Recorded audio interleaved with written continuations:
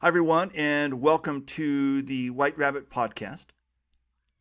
Alper, today we have a guest on the podcast, Wes Yes. Wheless. Wes lives in my hometown of Seattle. And so, welcome to the podcast, Wes. It's a pleasure to have you with us. Say hi to everyone, Wes, and don't worry, they won't bite. Hey Matt, good to see you and nice to meet you, Alper. Glad to be here. You too. So, long ago, in a land far, far away, Wes was a consultant for BCG. And yes, by that I mean the Boston Consulting Group. And then he moved to Seattle and worked for Expedia. And Wes, do I have that correct? Was your work for Expedia that was in Seattle, right? Yeah, that's what brought me to Seattle in 2014. Yep. Okay.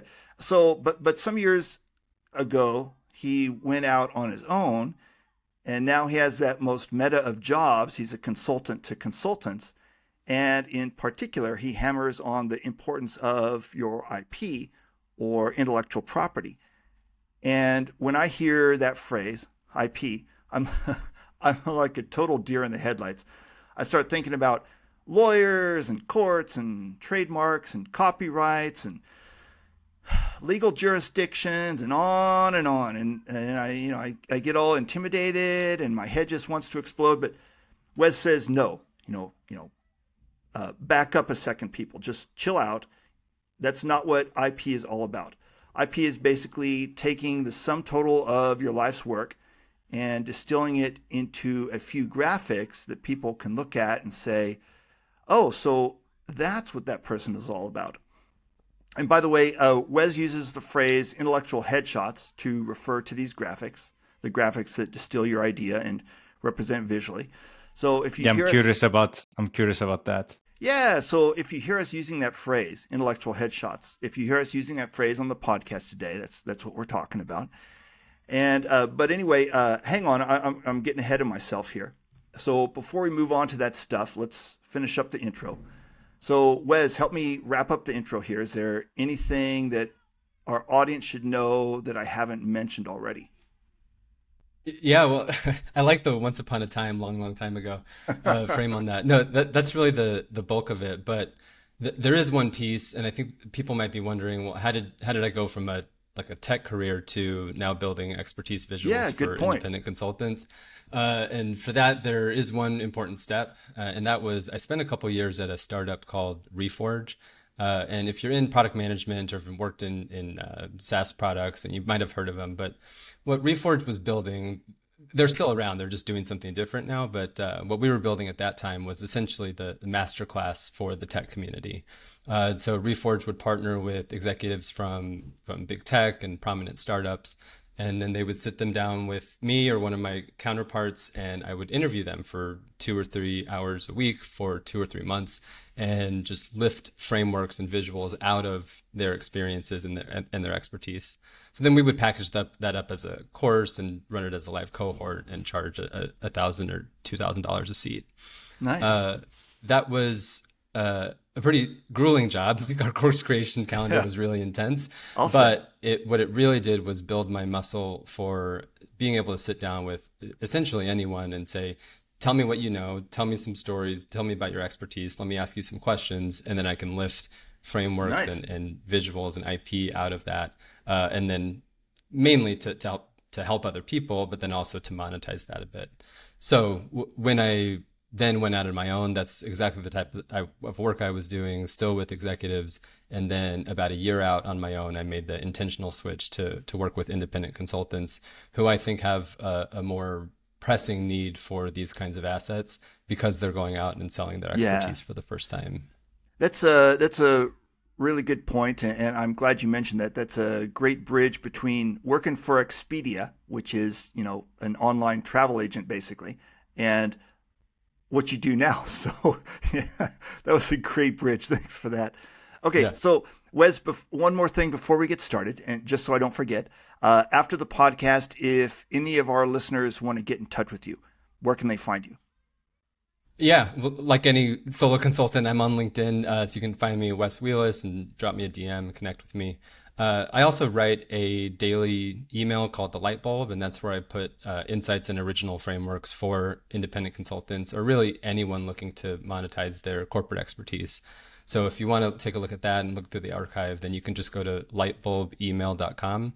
And that also goes to my website where you can click around and find more information about the sprints that I do with folks. Yeah, and I highly recommend that light bulb email. I've been a subscriber to that for a few months now, and in fact, that's how I know Wes, and that's a great email. So if you are on the market for emails, and who isn't, then I highly recommend it. Okay. Well, thanks for the plug, Matt, and thank you for all the replies that you send. I know you're a very active reader. Yeah. Okay, so Wes, let's start by backing up a moment. I love the idea of being able to take your life's work, your view of the world, and crystallizing it into a nice, clear visual that people can get in a couple seconds. But at the same time, that's amazingly hard to do. And, so many people try, and so many people are not able to do it. So tell me a little bit about why even the sharpest communicators struggle to make their ideas stick like that. Yeah. Well, thanks for asking it that way. And I think this is a really good place to start because, well, I'll say the process that I work with people on is called the IP Builder Sprint. And through that, we create a portfolio of these, what I call intellectual headshots. We create 5 of them. It's not like you're trying to cram all your expertise into one page. This is not meant to be a one pager or something dense. These are meant to be very quick hit snapshots of your expertise. But when you look at any individual one, and for people watching on video, we'll share some examples a bit later. These are extremely simple, kind of shockingly simple. And I'm talking like white background lines. I don't do stick figures, but I might as well. It's like kind of icons. It's meant to be very easy to comprehend. And I think the paradox there is that you look at something simple like that and think, oh, that's going to be easy to do. I can like spend an hour and get something down on paper. But really that simplicity and that clarity is a product of a lot of work to really get down to what are the clear insights that you want to convey. Yeah, I think this is a lot like the way people might think about logo design of, you get this sticker shock and you say, what do you mean this person wants $3,000 for a logo? When really what you're paying for is all the work behind the scenes and getting to a brand identity and building something durable. I think it's the same thing here. So it's a process to get there. Let me come at this from a different angle though. Like think about, well, like you, Matt, or Alper, or me, like each of us has like 20 plus years of career experience that we're walking around with. It probably spans across multiple domains. And that's what we kind of have developed over our time in our career. You can very easily start a free-flowing conversation just based on your area of expertise. And that's how most communication goes. That's how most podcasts go. And it's also how I would say most consulting work gets sold is just you get in touch with someone, then you just start having a pretty open, unstructured conversation. That's kind of the ground floor. It takes a bit more effort to then actually have a structured conversation, right? You have to think about what you want to say and perhaps how you're going to say it, or the main points you want to get across. It takes even more effort to get to, let's say, talking points, like very crisp sentences that you want to make sure that you get across. This is when I think about really effective communicators that you might see on TV or executives being interviewed on, I don't know, 60 Minutes or something online, then this is where they've been or created or been given talking points that are very, very crisp and you want to get across. But it takes effort to get that place. You can go one more level and distill that into writing, which you can either publish in written form, or you can deliver on a stage in a keynote or a TED Talk. Gets even more crisp. And then finally, if you say, okay, well, now I have all that really fleshed out, there's that last level of distillation that says, okay, now I want to visualize that. And I want to be able for someone to understand that without me even needing to say anything, perhaps not even needing to be there, right? You can send a visual off to someone. So what I just described is just a lot of levels of effort and distillation down to get to something that is crisp and highly portable.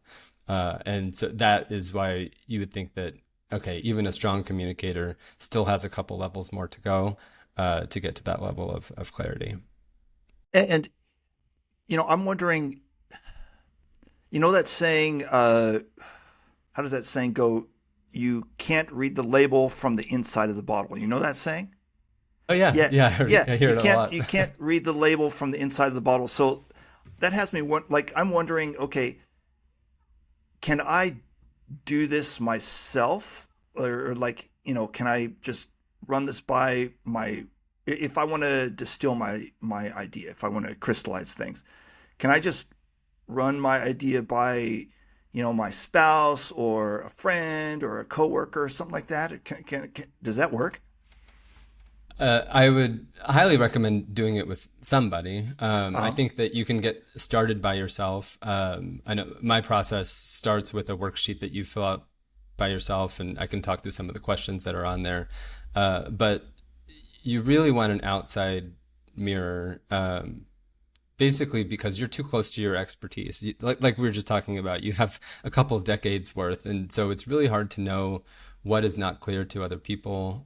It's hard to be able to know what level of detail you need to go into and what level of detail you don't, where you're just going to lose an audience. The people that are consuming these visuals that you create are just by definition don't have the level of expertise in your area that you do, and so you need someone else that's going to provide that. And perhaps interestingly, it's probably even better if it's someone who has no knowledge about what you do, Yeah. because then that's the real test of, am I explaining this clearly enough that, that whole thing of like, explain it like I'm five, Yeah. that's almost the level of clarity that we're looking for. Okay. And so I have one other question at this point, and then I'm going to throw it over to Alper. So, but first, I've one more question for you, Wes, and that is distilling your idea into a graphic and then showing it to people. I can see, like, why is that so appealing to other people? I can see, like, from the other person's perspective, from the reader's perspective, I can see how you're thinking, okay, well, if the person has enough mental clarity to do this, then that's kind of attractive. But is that what's going on here? That, like, why are people attracted to someone's ability to represent an idea, crystallizing an idea like that? Yeah, I think it's really great to think about the few things we can pull apart here. I think one, you're right on the money when it's about clarity.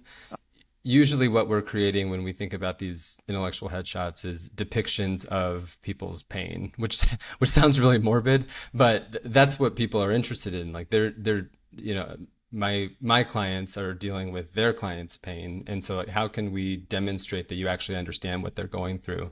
So if we can find an interesting way to capture that, that's really going to speak to someone, and perhaps even give them a language with which they can describe what's going on that maybe they didn't think of themselves. So Okay. it brings in a layer of, yet clarity is one thing, it also brings in a layer of empathy, that you understand what's going on the other side of the table. I think the other part is the visual medium, I think, is becoming more and more important. I don't want to harp too much on LinkedIn, but I imagine that a lot of the listeners spend a lot of time there as well. But I think we all see what's happening there is that, the byproduct of all these AI tools is that you're getting a lot of generated content, and there's a growing distrust of what is being written on LinkedIn. And so that's why I think you see the increase in popularity in carousels and videos and visuals. And so this is just another way that you can actually break through that noise on LinkedIn. And maybe the last thing to say is, I mentioned it a little bit before, is that just the portability factor. If someone reads something interesting on LinkedIn, there's a very low probability that they're going to copy and paste that and send it to someone else at their work. If they find a very interesting visual that captures the pain that they're going through, or an interesting framework that they can apply to their context, they'll save that, they'll send it around on their side, and that starts to work for you as a potential independent consultant or partner. It starts to work for you from the inside without you having to be there. So these get passed around, and these travel much better than perhaps I would say definitely beyond what a written piece would do, and maybe even, I don't know, I know people that don't have the patience to watch a 1 minute video even, and so this could be a way to get around that as well. So let me see if I'm hearing you correctly. So back up to what you were saying a few minutes ago. So not only is this intellectual headshot, not only are you able to represent the fact that, hey, I can think about things clearly, or at least I have friends who can help me think about things clearly. You're also giving people the vocabulary to describe what they were already trying to describe but were unable to. Did I hear you correctly? Is that what you were saying? Yeah, absolutely. And Wow. I'll give you an example. This must have been probably in the first couple months I was writing my newsletter. I created this 2x2 matrix. I was hearing a lot of people coming in and curious about the questions of like, should I be a generalist or should I be a specialist? I also was hearing, should I productize my services or should I customize my services? Yeah. I started thinking maybe you should be thinking about those two questions in tandem, and it made for a really nice, very clean 2x2. So I put it on a 2x2, very simple. If you can look it up in my archive, and then I just put descriptive names in each of the quadrants, just like you Yeah. would see in any consulting 2x2. Sure. What I saw almost immediately after I put that out was that people started booking calls, and the first thing they said was, I feel like I'm acting like this spaghetti thrower. And that was like the bottom left quadrant. They're like, I feel like I'm acting like the spaghetti thrower and I think I need some help getting out of it.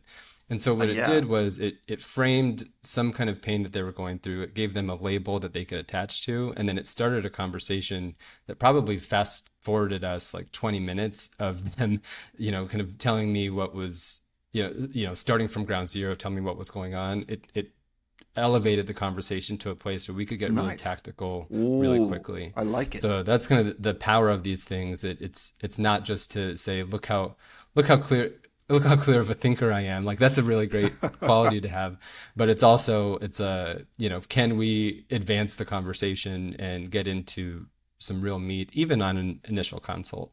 Yeah, yeah. Good point. Good point.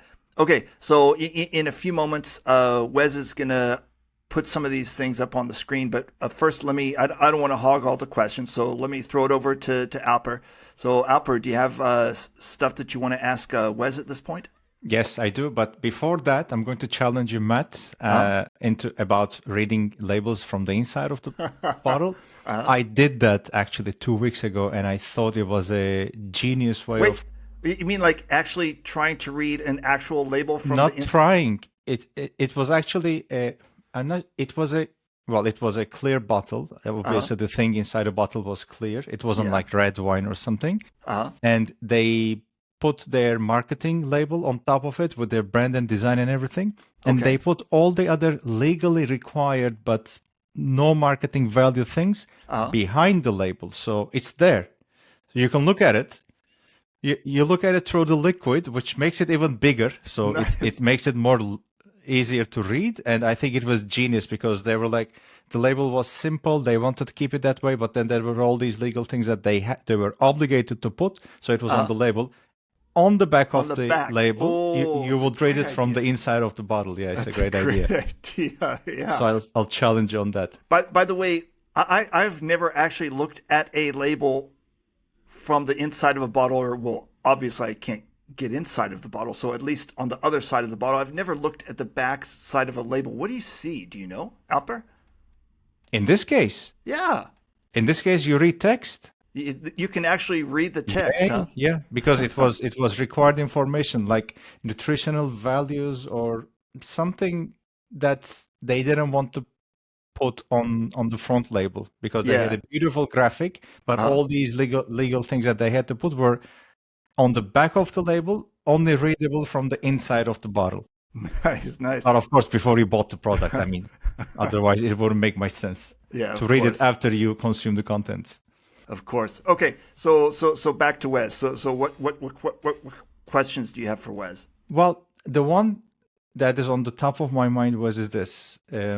What do you think is the challenge, the biggest challenge for solo consultants that you work with in making their content visible with the buyers. What do you see? I mean, I'm sure there are so many challenges, but what is the biggest one that comes to your mind?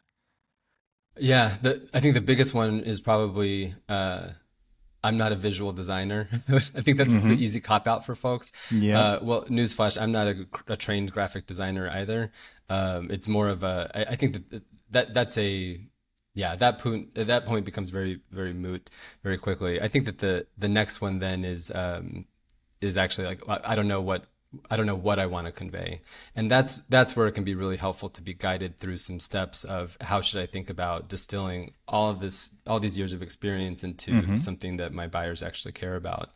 Uh, do you want me to talk through some of the questions that we walked through, or I'm happy to? I would love to if you Yeah.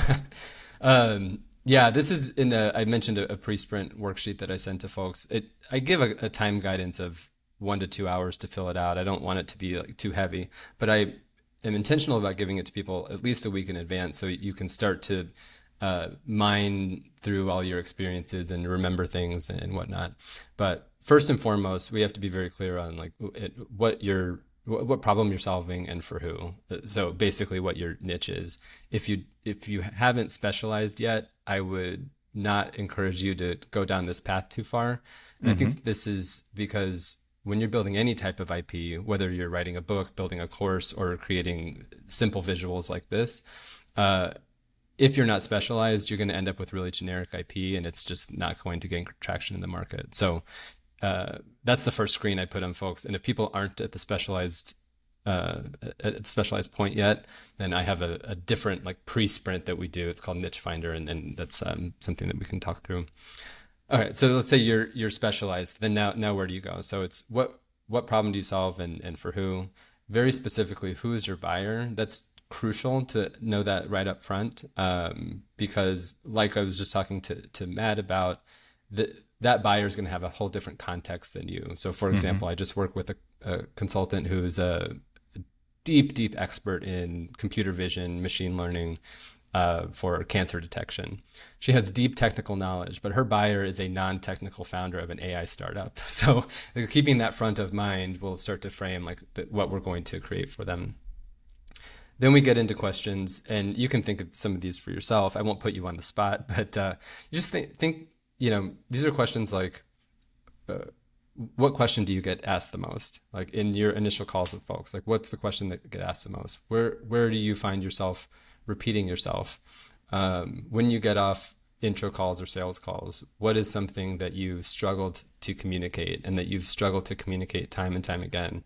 These are places that are ripe for visualization, so that just like I described how the conversation got fast forwarded by 20 minutes, if this is something you can front load into a visual, then it leaves you more time later. So like those are some questions that we can think through.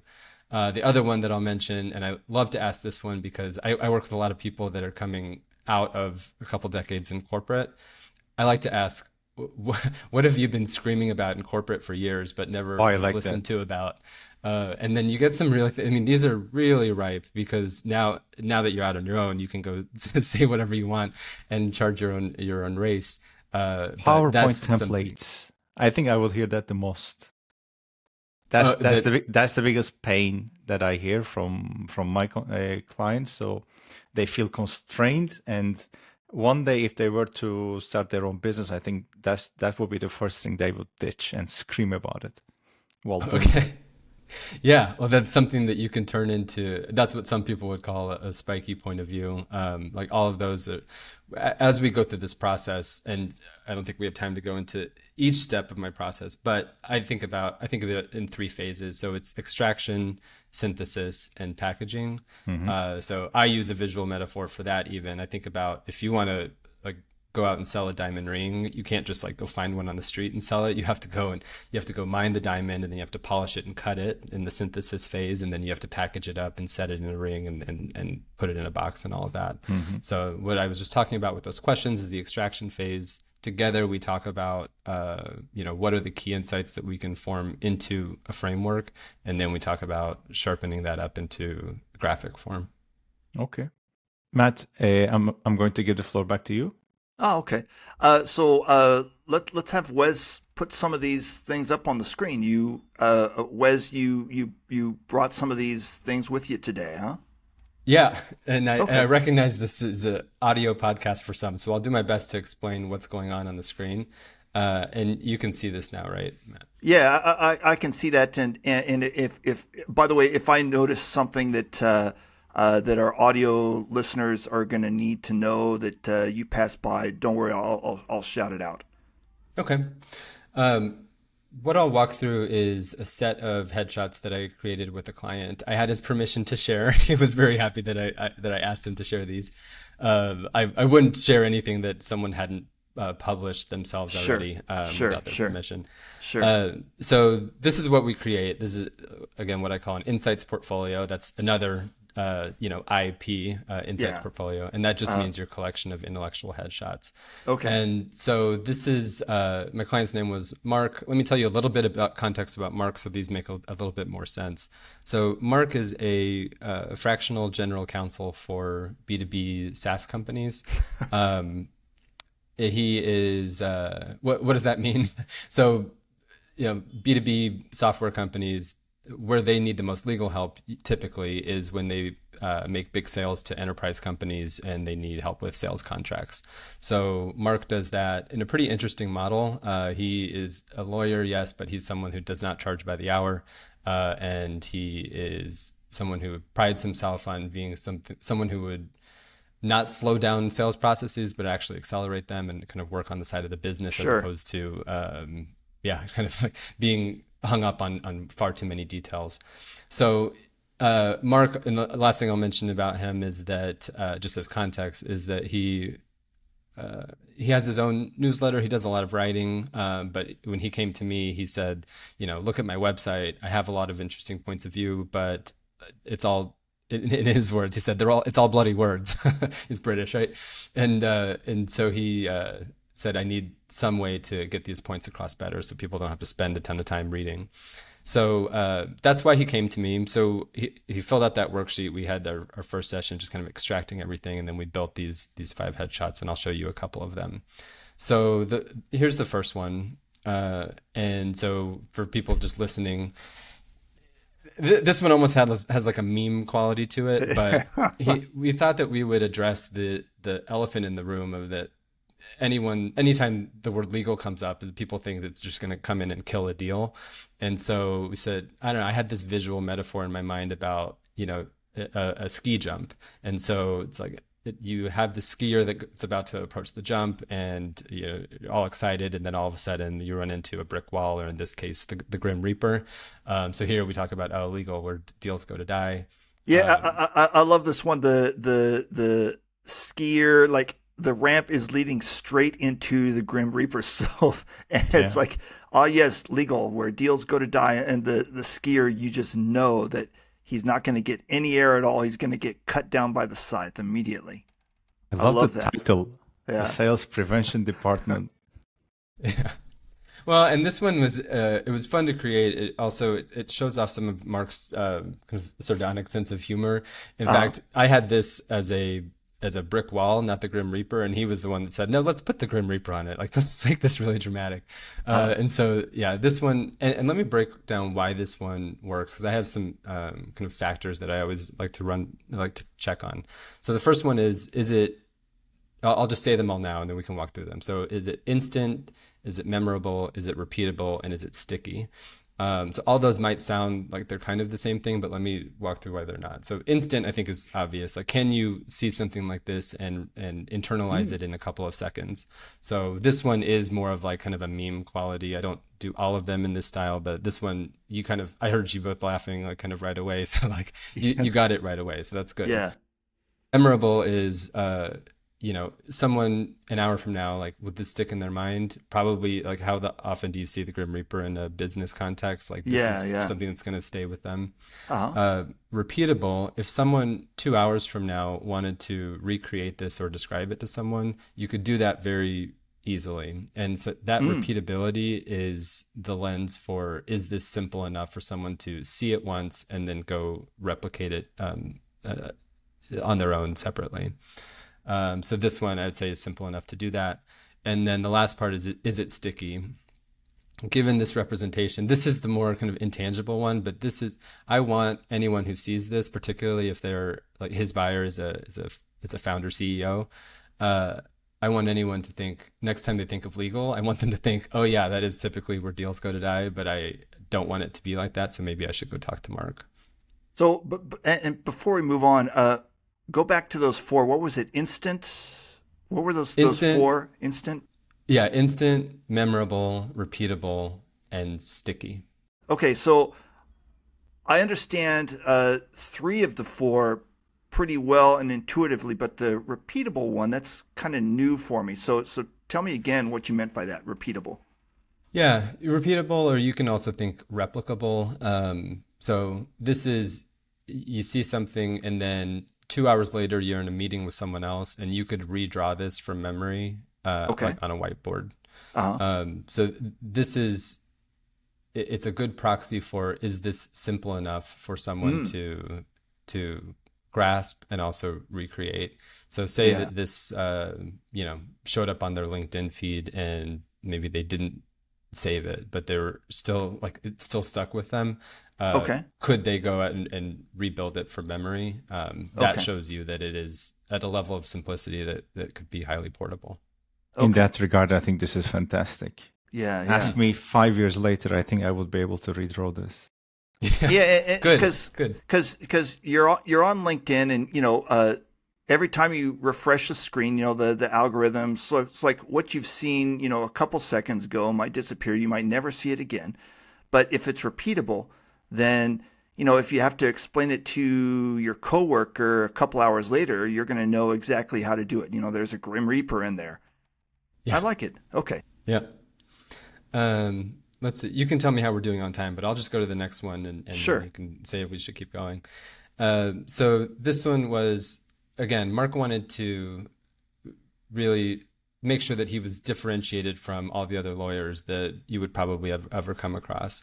And so we spent a lot of time talking about, and this I didn't know, is that a lot of time lawyers aren't slow just to be slow, or part of it is that they're incentivized to build by the hour. But he also said there's this piece where lawyers are hyper vigilant about details, because if they mess up on a contract, then they can come back and get held personally liable for some kind of issues. Yeah.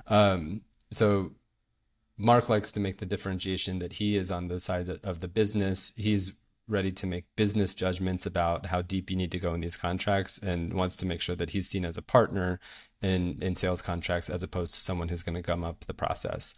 Okay. So everything that I just said, how long did that take? 30, 45 seconds? We said, let's just put this on a spectrum, a very simple, if you're listening, it's a left to right spectrum. On the left-hand side, it says, cover my own ass. That's Mark's words. Mine. On the right-hand side, it says enable the business. And on the left-hand over by the cover my own ass side, you have a visual that says other lawyers. And then you have on the enable the business side, a caricature of Mark that we created. And so here, again, the intended reader or consumer of this is a founder CEO of a startup. They're going to look at this. And again, the word legal comes up and they're already kind of clutching a bit. Then they see this and they're like, okay, well, Mark is a bit different, and maybe this is someone I should be talking to. All right. And so one other thing, we're about to run out of time, Wes. So maybe we have time for one more. But before we move on, I just wanted to point out to Alper. Alper, we've been doing this podcast for about 3 years now, right? More than 2 years, yeah. Yeah, more than 2 years. And I think this is the first episode that we're going to have to mark with an E for explicit, because we use the word ass in it. I was thinking if that's an explicit word, but if you're saying or we can just bleep it out.